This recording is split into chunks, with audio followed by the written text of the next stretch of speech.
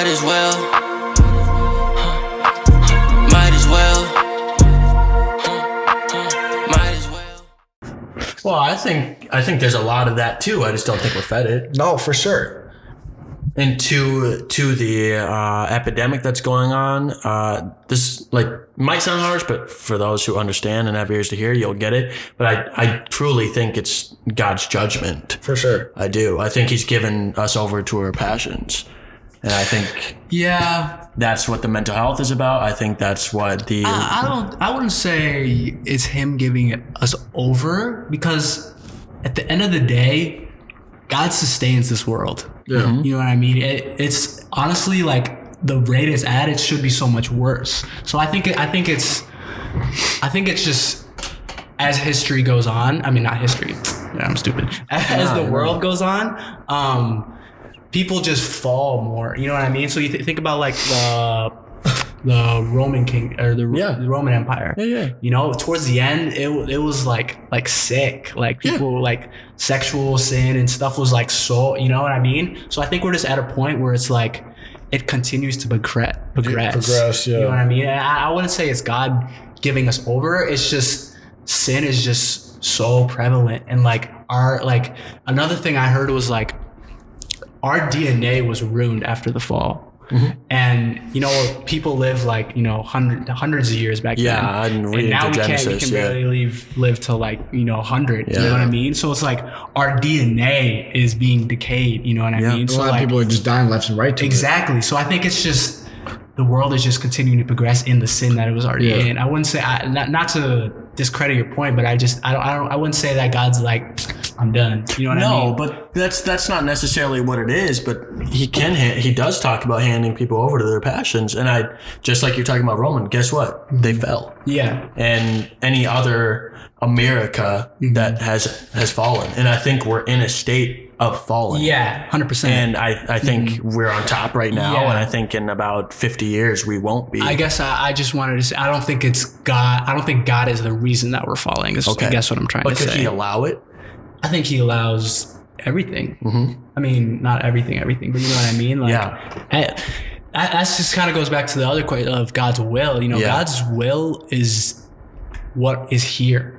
Everything that is here is under God's will because God is sovereign over everything. Well, also you have to put in perspective too is Satan as well. Well, yeah, and he's the lowercase God that's of this the thing. world. Yeah. Satan is in God's will, and that's a hard thing to conceptualize. But he's also in our own will too as well. Oh, 100%. You know, and but that's, our own will is also in. You know, it's all. I guess what I'm trying to say. Yeah, everything falls under God. Yeah. So it's like, I guess what I'm trying to say is I just don't like the picture of God like giving us over. I guess is what I'm trying to say. I feel like you gotta understand, he can. And he does. Like he is. I would say he despises the sin. He gives individuals over. I wouldn't say. Well, that's what I mean with the people who are overdosing, or the people in sense like he's giving he Jacob I loved and Esau I hated. Mm-hmm. It's really that simple, and that goes back to like election of like, and also God's will. He knew you before. He knew you while you were forming in your mother's womb. He knows every hair numbered on your head, and he knew you before the foundation of the world. He chose you to survive. He chose you to come to know him. He chose you to reach other ears. So that's all I mean is like there are some people he gives away, and like we are not him. So I can't I don't understand it. It sucks. It does. Just like death. Just like death, you know, and hold on, let me pause you real quick on that, you know, just like death. Mm-hmm. You've lost someone, right? You've lost someone, right? To death. Yeah, like I watched my uncle die, and I'm like, why? Like literally like 6 months before, I was in the breathing tubes too. Yeah, and I was like, why did I make it? And part of your testimony, you know, you were dead for some time, you know, in a coma. Myself, you know, I asked myself this question, well, why did my dad have to die? Yeah. Why did my best friend have to get shot and killed? Why did a few of my friends get killed? Why did a few of my friends overdose and die? You know, why have I lost so many people to addiction? Why have I lost so many people to mental health? Why did my best friend have to shoot himself and kill himself? Mm-hmm. Right? And I put in this perspective of like, God didn't make this world to be perfect. Well, he did. At first he did. At first he did. Yeah. But then that's what I'm saying, you know, Adam and Eve, right? Yeah. after was it Adam ate the apple or Eve ate the apple? You know, it was the world tumulated. Or see now I'm making up words, man. You need to create your own Webster dictionary. For sure. No, I hear what you're saying. Transgress and tumulated. We'll say digress. Digress. You know, the world digressed. You know, and the world was filled with a lot of hate, a lot of hurt, a lot of sorrow. You know, all this endless, you know, things that we can't even describe. Yeah. Of what it looks like and why it looks like this. You know, but. My thing is, you know, like I feel like, you know, like we said, you know, I feel like everything in this world happens, or I feel like absolutely nothing in this world happens by mistake. Yeah. No. Yeah. You know, I feel like God put fentanyl on this earth for a reason. God put drugs on this world. Drugs. Or he created the people to invent that. And then that's what I'm saying, you know, and that's why I should have described that more, you know, of that, you know, but like God put all this negative in this world for a reason, or he allowed this to happen for a reason. And there's a verse that speaks to that. And then Colin, I know you have something to say. Mm-hmm. He says, what can the clay say to the potter? For he created some for honorable use and some for dishonorable use. Yeah. And that's just what it is. Like I mean, it's weird, but like he did create good and evil. Mm-hmm. Yeah. So like, it's a thing. Like fentanyl was created for medical purposes. Yeah. Mm-hmm. Yeah. And now it's using to be. But what does Satan do? He distorts. Yeah. He created sex is beautiful. Yeah. And what does he do? Throws it in the music videos. He throws it in porn. He throws it in the movies. He is having a field day, and he's been having a field day, but it's because he's running out of time. Yeah, he knows it too. And he makes it more exciting. Mm-hmm. I was gonna say, 5 years ago, would you have seen the whole Adam and Eve thing? Would you have seen the evil versus good? No. Exactly. God chose you to see that. It's nothing by our will. Exactly. I don't get it. That's what I was going to say. It's unfair by our perception of what fair is. But yeah, that's the thing too. Two things. Nothing is fair. One. Yeah. We're not even supposed to be alive, but we're supposed to be dead. Yeah. Because we sinned and we don't deserve to be alive. Yeah. So the fact that we're the wages alive of sin is death. Is unfair. Everything is anyway. I won't get into that. But what I was gonna say, so he uses everything. You know what I mean? So like I think about my friend died last year as well on a fentanyl overdose, and I think about that situation, and I wouldn't be where I am today if that wasn't for that. Yeah. So God used that, and it, like you said, it sucks. We don't understand it, but He used that, you know, not only for me, but for me to come to Him. Yeah. You know, He uses the hardships and all those things so that we turn to Him and realize that we need Him. Mm-hmm. So I think that's also like, there's this one song that says, you take what the enemy uses for evil and you turn it for good. Mm-hmm. So all these evil things happen, but God can use them for good. Yeah, like what I'm doing, what I'm doing for, you know, exactly in the field addiction. Of teen substance abuse, you know. Yeah, and it's just Satan like wanted to kill you and destroy you. Exactly. And he tried hard, but God said, "I'm going to use this for other against people. His advantage." Yes, and use it for a good advantage. Yes, bro. And I think that's just that. Even that is just such a beautiful picture of God. Is just like, you know, there is evil in this world, but He uses it. Yeah. He uses it every time. So then that brings me to the question of like, how can you, or how do you support a teen struggling with substance abuse? You know what I mean? Me? Yeah. How do you support? Yeah, or like support, or like how are you able to be there for a teenager or a teen who's going through substance abuse? What does that look like? Well, how was someone there for you? I mean, I think there's that's variation. What I think about. And that's what I'm getting at though. Like, if you know, because I know for myself, I know what I have to do, or I know what I can do. You know, like for me, I can. Let me reword that. You know, like what does that look like for you? Like how, if someone were to come, if a 16-year-old were to come to you and be like, hey, I need help with substances. I'm struggling with fentanyl.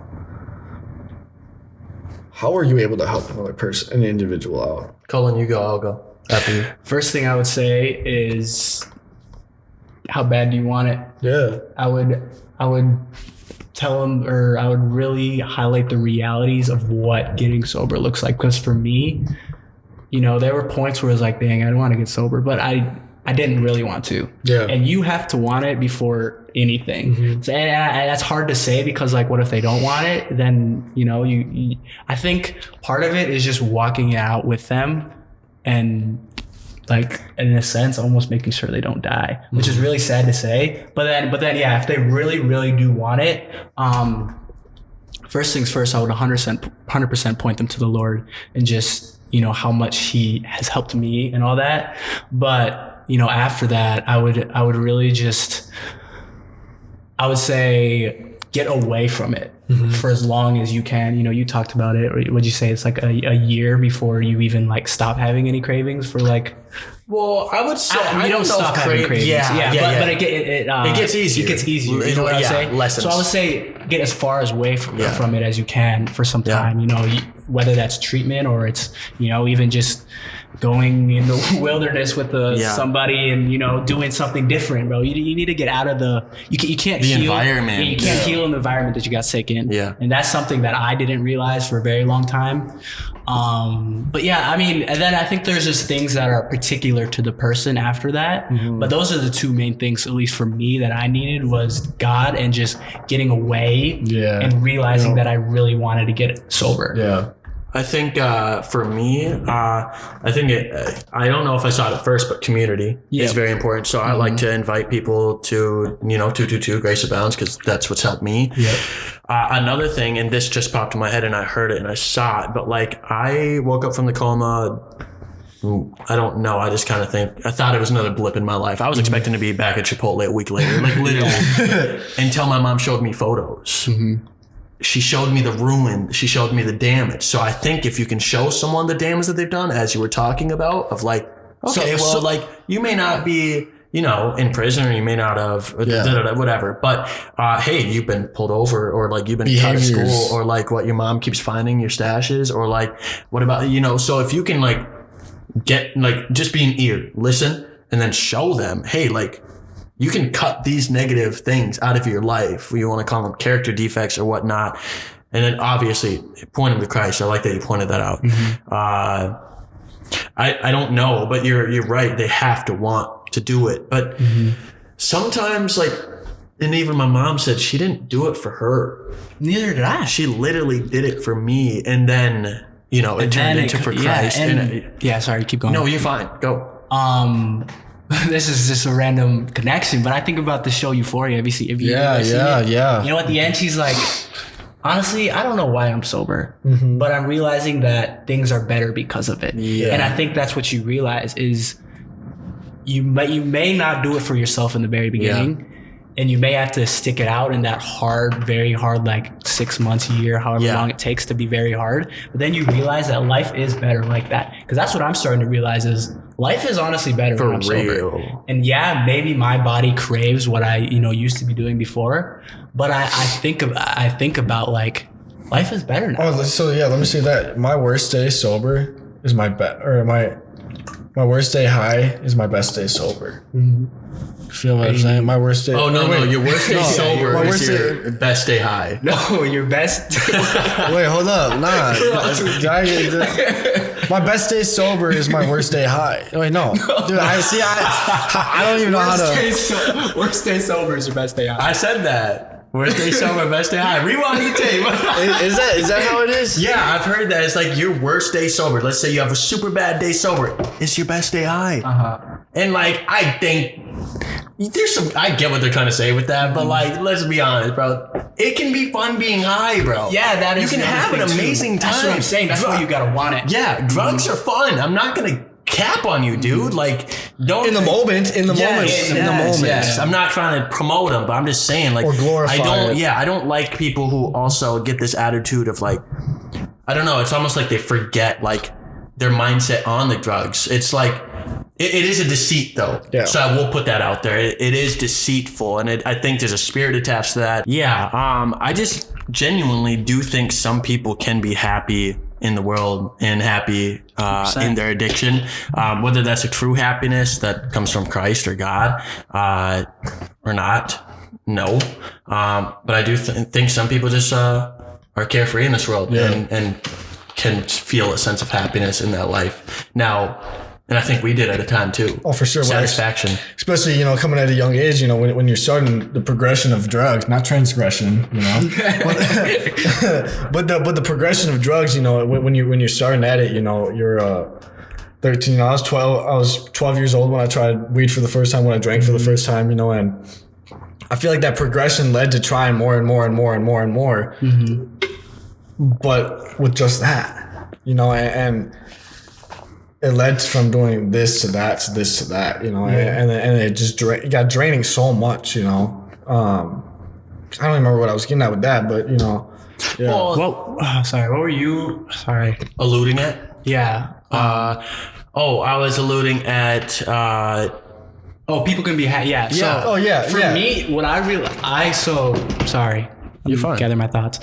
I was saved at a very young age. I really do believe, and I think even people who aren't even saved, I would say, but I think the people who God elects, I don't want to get into that, but the people who, you know, will become Christians or are Christians, I don't think they can be happy in their sin though, because I realized that I couldn't be happy in my sin, and I really wanted to, because I saw, like you said, I saw people who were in the world being very happy in their sin, but every single time God would discipline me, he'd sit me down, and I just realized that it wasn't working for me. Yeah. And I think to what you were saying, yes, people can be happy, but I think God's children can't. Yeah. And not to exclude anybody, you know, but like you said, that is the reality. Some people are saved, some people are not. So, and some people still live in that temptation and those trials, you know, even as a believer of Christ, I still live in, you know, I might be an addict. I might struggle with substance abuse. As a child of God, as a person who lives within Christ, or Christ lives within, you know, and stuff like that, who goes to church, who reads out of the Bible, who goes to Bible studies, who reads the word and the scripture, you know. Yeah. I still struggle with that. I still struggle with living as a believer, you know, as a follower of Christ, you know, and I still struggle with, you know, being a functioning member of society, even as a recovering addict. 100%. You know, and I feel like a lot of people miss out on that happiness, that true happiness of what that can look like for you. And where that tends to I'm making up words again. Transcend, is that even a word? Well, transcend, transcend means to rise above. Yeah, you know, but transcend in my life, you know, and I miss out on those opportunities of what that can look like for me. And, you know, getting back on my life as a 12-year-old, I'm smoking weed and I'm thinking like, this is numbing everything. Yeah. And I'm happy. I'm so happy that, like, dude, something else other than the abuse, other than the trauma that I went through and that stemmed from me as a kid, from my parents, from my dad leaving me, to the abandonment, to my dad being out of prison, to family members dying, to addiction, to everything like this that has transcended in my life, that has gone downhill. I found something that made me happy. Quick question on that. Or you might have been going into it, but how long did that last? Oh, for probably about a good 6 years. Yeah. From the ages 12 till I was 18, till I got clean this last time. You know, because I was on and off clean for a long time, for a period of time. No, I'm saying how long did it last that you were happy in it? Oh. Till I started struggling with mental health, about 8th grade year, from like 6th grade to 8th grade year. Yeah, so it's like... You know, 8th grade year was where my mental health started, was where I was going to school drunk, where I was going to school high, where I was getting suspended, fights, you know, doing all these sort of things to numb my pain from my living environment at home, or the lifestyle, or the trauma, or the pain. I stopped being happy. I started numbing myself on a daily. Yeah. Because I didn't know what happiness looked like. Dude, man, fuck, I still don't even know what happiness looks like. Because I'm still in the time of my life where I'm like, what is my purpose? Yeah. Like we were talking about earlier, is where do you find your purpose? What does your purpose look like in life? What does God lead you to do? Do you not believe that you've already touched on it? Say what? Stepped into your purpose? Oh, for sure. I know my purpose in life is to make a difference in this world. I know. You just don't know how? I just don't know. I know that, you know, I'm starting off right now. You know, I work at a treatment center, like we talked about earlier. But it may not be forever. But it may not be forever. Yeah. I may get called to do something else. For sure. You know, but making a difference. I just don't know what that looks like. Are you walking in trust currently? Yeah, I'm just walking in trust of it. You know, like I love working with teen boys in addiction. I love working with teens in addiction, in substance abuse, you know, and being able to make that difference, and being able to have those talks with teen boys and young men, you know, who are getting clean. Yeah. At 14, 15, 16, 17 years old. It's a blessing being able to be 20 years old working in a treatment facility with teen boys. Because I get to make that impact with them, you know, throughout their stay. and talk to them and support them and love and care for them, you know, while they go throughout this journey in their life, you know, and getting sober and understanding what was my addiction like. What can my life look like after I get out of here? So yeah, I feel like I still have more of my purpose out there. Yeah. You know, Lord willing, you know, whether it's motivational or whether it's opening up my own treatment center someday. Yeah. Or opening up my own organization to where, you know, I make a community center for teens. Yeah. To come to who live in a home environment where their parents do drugs or where there is drugs around them, to where they can come to a safe environment. I don't know, but Lord willing, and I trust in God and in his scripture and his word that God prophesizes everything in my life for me and already has a plan for me. I'm just going to speak to that. When you said that, I was like, I could totally see you doing that. For real. Like, I could totally see you having your own. Yeah. You have a real. I've never heard anyone say that. That's like, if you have anything more on that, that is a beautiful idea. That actually is really cool. Community center for man. You know, like, have you been thinking on that? Oh, dude, I've been thinking on this since I was probably about 16. Yeah, you know, I would pursue. I would pray, obviously, but like. The fact when you just said that, I was like, "Whoa, I could actually." Because we got community centers, we got like homeless shelters and shelters for teens, you know, but we don't have centers to where kids can go to where they feel safe, away from drugs and alcohol, violence, or just drugs and alcohol or abusive. Like, we have stuff like this, but it's not. Would the parents not have to? Not to be like poop on dreams, would they not have to like sign? Have you heard of Treehouse though? You know, Treehouse, they're similar to that, but it's only like once a week, right? Yeah. So I hear your idea. So maybe not live there, but they can go. Oh, but it's a place that they can go to do like homework, you know, stuff like that. Or it's like just to hang out, you know, like a big brother, big sister, type of thing. Like a community center. Yeah, that's what he said. Oh, yeah, like you know, but like making a change in the world like that. You know, with what like I was touching on earlier, I worked at Minnesota Adult Teen Challenge for about a year. Yeah. Sharing my story on addiction at high schools and middle schools, and sharing my testimony of what I went through, where I was at, and what it's like now. And I touched on, you know, that was one of the most humbling experiences in my life. The most humbling experience in my life that I was able to do was not for myself, but for others. 100%. It was very which in turn helps yourself. Yeah, it opens up all these wounds that I have to that I'm like, oh my gosh, like I went through this at a young age. Like, oh my gosh, like my dad died to a drug overdose. Oh my God, I've lost over 50 people to drug overdoses, suicide, and gun violence alone. I've lost all these people at a young age that like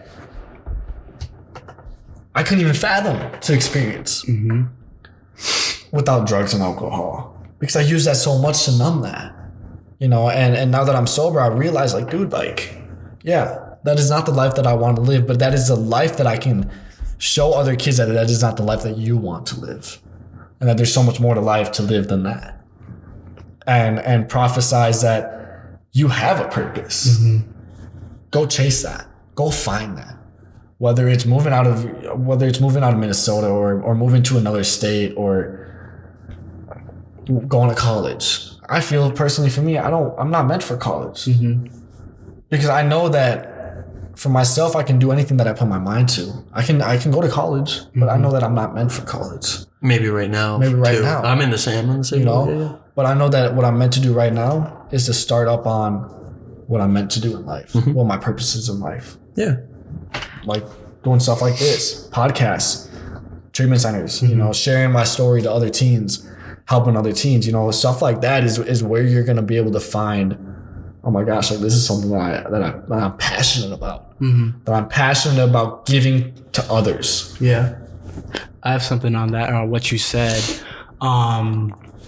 This is something I realized, like you said, sharing my testimony. But do you think, Trey, you can answer this too, you know, you go through all these things and you just live your life at the end of the day, right? Yeah.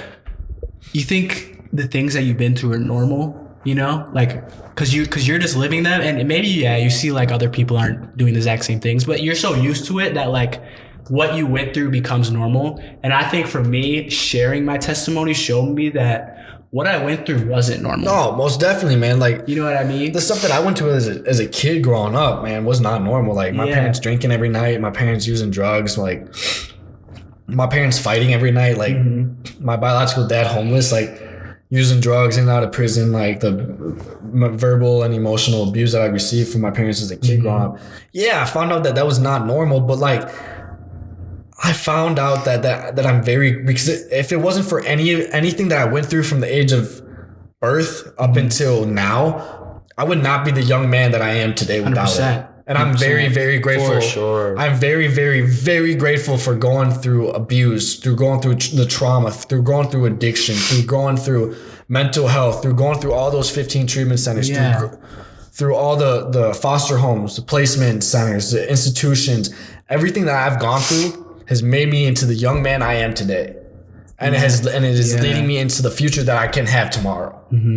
And what is going to lead me into my life in the future, and for my future kids and my family and my wife in the future, and what is going to look like for the generations after me. Yeah. Legacy. You know, the legacy that, you know what I mean? But like, breaking those generational curses. For sure. You know, and I feel like that's a big thing for a lot of us. Legacy podcast? Legacy. Yeah. You know, you talk about being grateful for all those things. And we talked about a little in one of the past podcasts. But I think that's what you realize is, you know, you have a bigger purpose. But I think, I guess this goes more to like meaning, finding meaning in your life. Yeah. Is realizing that all the things that you've been through. Finding who you are, finding out who you are as a person. Yeah. You know, and you gotta enjoy the process of it. You know, people like. That's the process that I'm in right now, is finding out who I am as an individual, as figuring out who Gavin is in life. And I'm lost with it. Yeah. Who am I? Like, I know what my purpose is in life and what I'm called to do, but who am I? Yeah. You sound more sure than 95% of the other people in the high key, bro. You know, but I've lost a lot of that in myself. Like, who am I? Like, where do I find that? And maybe this is where I find my purpose. You're a child of God, bro. For sure. You know, but remember that first and foremost. I am. And I'm a follower of Christ, and I'm a believer of Christ. And through that, I know that I'll find myself. Yeah. If I continue to live in God's will, not my own will. Because when living in my will, I'm going to end up dead tomorrow. Well, he won't. Now that you've come to the revelation that he is Lord, he won't allow you to live comfortably. You are in his will. I'm going to live uncomfortably. If you go back. Oh, for sure. Yeah. That's what I was saying. I couldn't do it. Yeah. No. And I'm sure, and, you know, a lot of us three both, you know, I'm sure we have lived in our will throughout sobriety, or lived in our own will throughout sobriety. Oh, for sure, you know? Dude. I think I literally, like a month ago, I learned what it meant to trust, and I'm just now trying to trust. Yeah. Like, I didn't know, but finish your thought, please. Oh, what was my thought? I was going to say, speak to trust. And maybe just what that's looked like for you and what are you realizing about it. And what led up to why you can't trust. Well, trusting is... And T-Pain kind. Sorry. I don't know what that was. This is broad, and it may not completely answer, but... oh, no, not that either. We can likes over there. Okay. God's voice stills you, leads you, reassures you, enlightens you, encourages you, comforts you, calms you, convicts you. Satan's voice rushes you, pushes you, frightens you, confuses you, discourages you, worries you, stresses you, condemns you. Yeah. Dude, for like the past 4 years of my life, I've been listening to Satan's voice, and like, I remember my sister sent me that, and I was like, man, like I am rushing. Like I'm posting every snippet I got of every song. Like I'm replying to every comment. I'm like, I got to find a girl now. And like, dang, bro, I'm not cool if I'm not sleeping around. Like all these things. And I was like, man, I'm 21 and like there's someone who blew up at 18. Like, what am I doing with my life, man? Like he's got 100 grand. He's driving this car. Like all these voices. Going a million miles per hour. Slow down, dude. Whose voice is that? Keep talking, bro. For real, bro. And so I had to just like be still and know that he is God. And like finding comfort. Well, yeah, but even in that, there's still uncomfort, bro. Like, bro, I ran into like this girl that like I know today, and it was like uncomfortable, but like I had to walk in trust and not ask for her number. Bro. I had to going, walk, like bro. really though, Keep like speaking. like, You're preaching right now.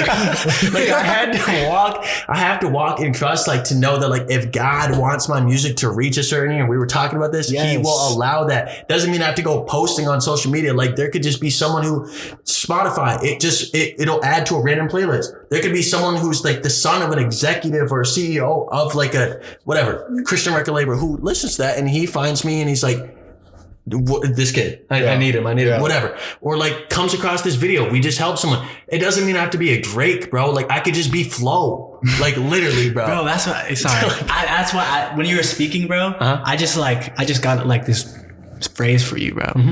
I am who I am. Yeah. Oh, Remember for sure. that. Yeah. No matter what everyone else is doing, what this world is doing. Yeah. You are who you are, bro. Yeah.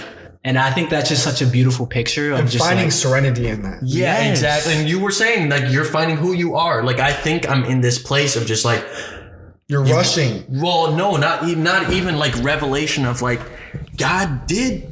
He all of us. He put you through some stuff so you could be exactly who you are now. Yeah. Imagine you're gonna be at 40, bro. Like you've lived lives that like, or you've lived a life that lots of people could never say they've lived. And like that could be good and bad, but like a sense of maturity and like groundedness comes with that and wisdom. Like you have an old soul in a sense. Experience and knowledge. Growing that. Yeah, We all exactly. do. And that's why like we go to these groups and they're all like 3 times our age, 2 times our age. And we're like, dude, we're really sitting and like we can make conversation.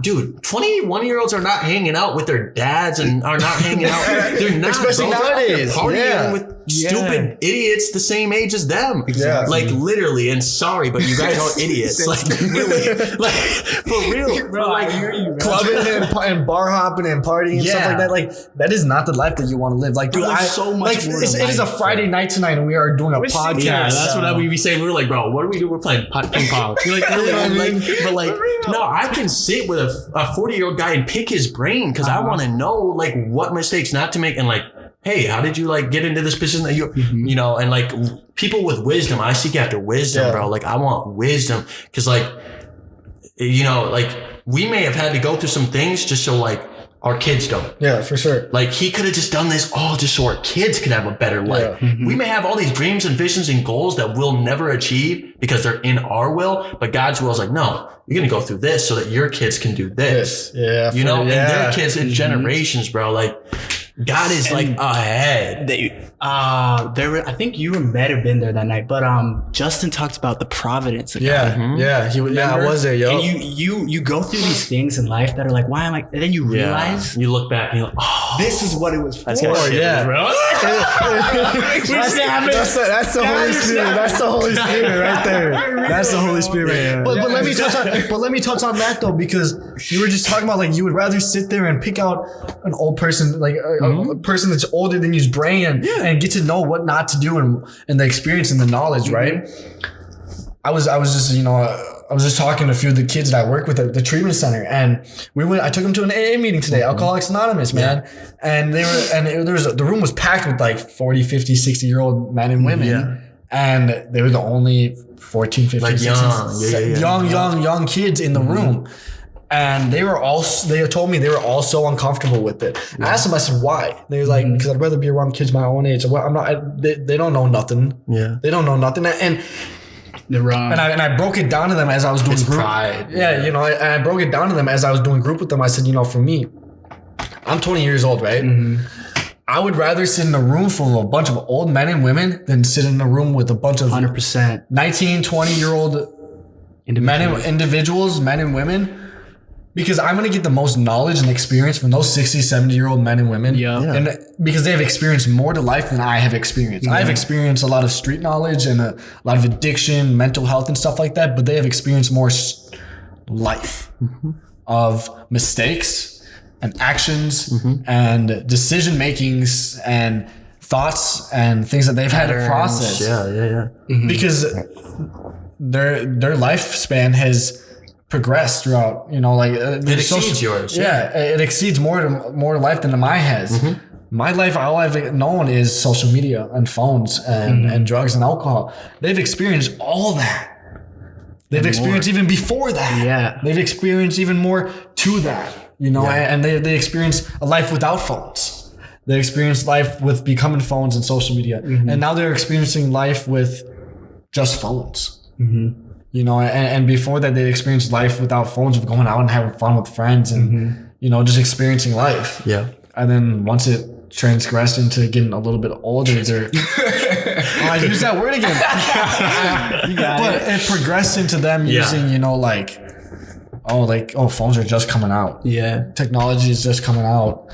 And that's why I would rather get knowledge and experience from an old timer in life. That's why I love going to Alcoholics Anonymous meetings other than NA meetings, because I'm going to get more knowledge out of a 70-year-old man who has 40 years of sobriety than I am from a 19-year-old with 5 years of sobriety. Yeah. Because they can break life down for me. Now, one thing I do want to say is like we shouldn't necessarily idolize age because they are 100%. they're stupid. stupid. Yeah. They're immature. Oh, for 40, sure. 50, 60. And I would say, Like, I get a lot of knowledge out of both of you two. Yeah, that's I was just gonna say that. I would surround yourself with people who just have been through things and things that you haven't experienced. And you know, it can be people of your own age. Yeah. But just surround yourself with people who just edify your brain. Yeah. I think that's the biggest thing, is realizing that not everyone deserves your time. No, for You know sure. what I mean? And it, even like you were saying, even older people who have been through more things, even they can be wrong. Yeah, So it's for like, sure. just surround yourself with people that edify you and that make you think and that push you. I think that's the biggest thing. is In the correct direction. Yeah, for sure. Yeah. Just to Yeah. clarify. Just to clarify. Yeah, but you know, I mean, for you two especially, like I feel like I get a lot of knowledge out of you two. Yeah.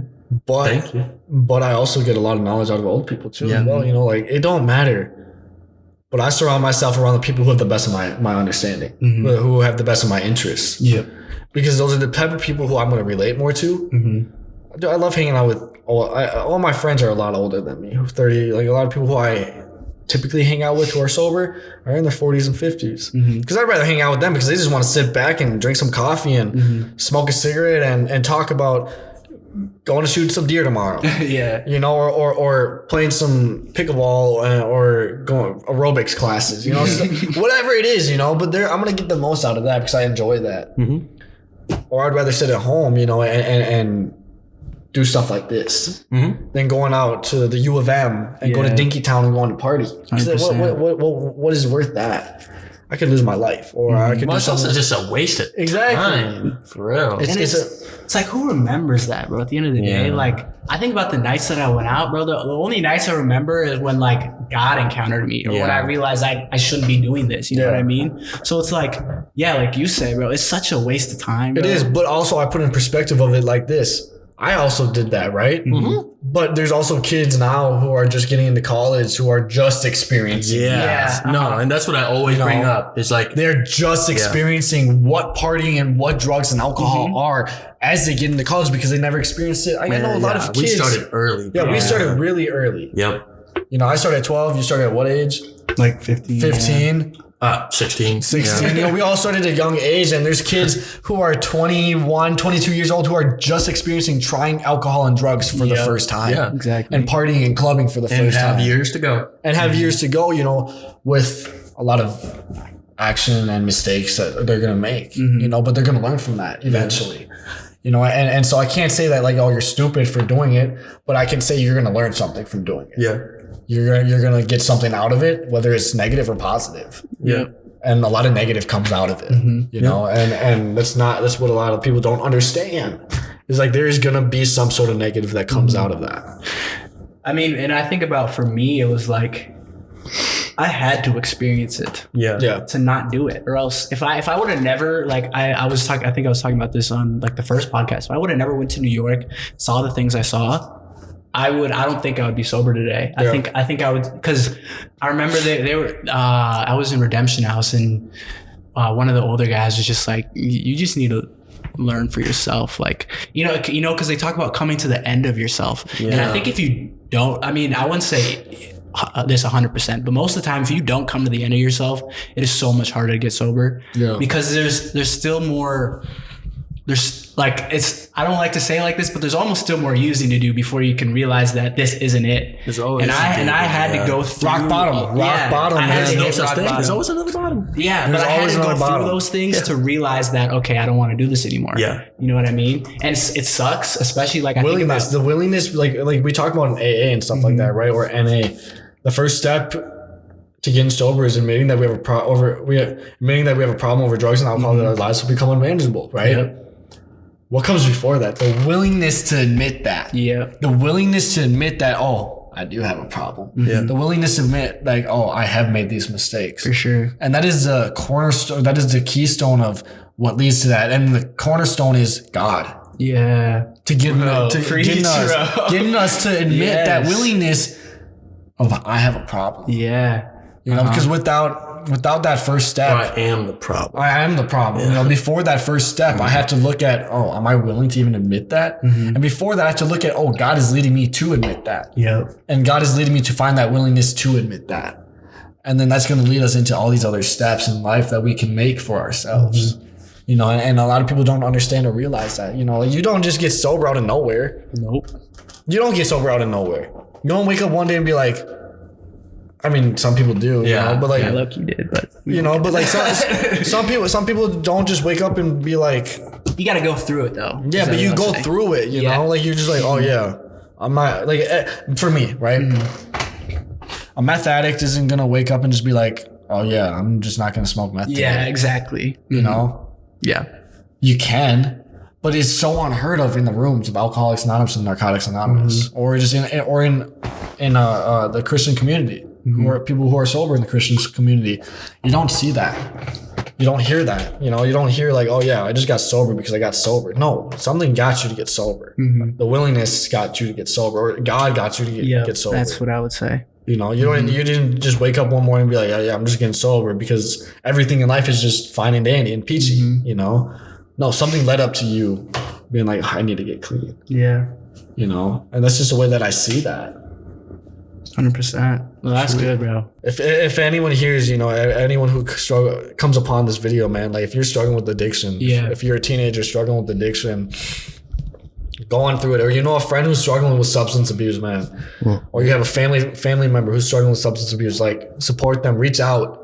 Man, I think reaching out is the biggest thing you can do. Like a lot of people think that reaching out and talking about how you feel is like huge stigma around that. Like a stigma around it, like, like you're a wuss. You're what's the word?